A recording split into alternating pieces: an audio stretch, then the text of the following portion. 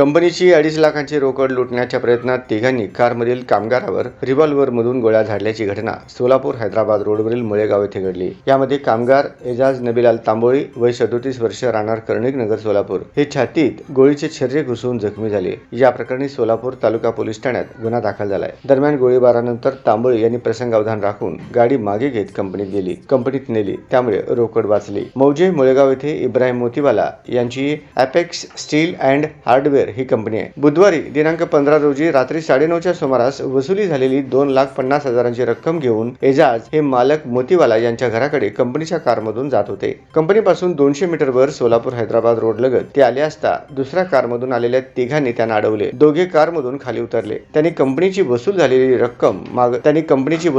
रक्कम मागत तांबोळी यांच्यावर रिव्हॉल्व्हरमधून 2 गोळ्या झाडल्या। गोळीचे छर्रे तांबोळी यांच्या छातीत लागून ते जखमी झाले। तरीही ते कारसह कंपनीत आले तर संशयित पळून गेले। या घटनेची माहिती मोतीवाला यांनी दिली। सोलापूर तालुका पोलीस घटनास्थळी दाखल झाले। या प्रकरणाचा अधिक तपास सहाय्यक पोलीस निरीक्षक सोमनाथ कदम करत आहेत।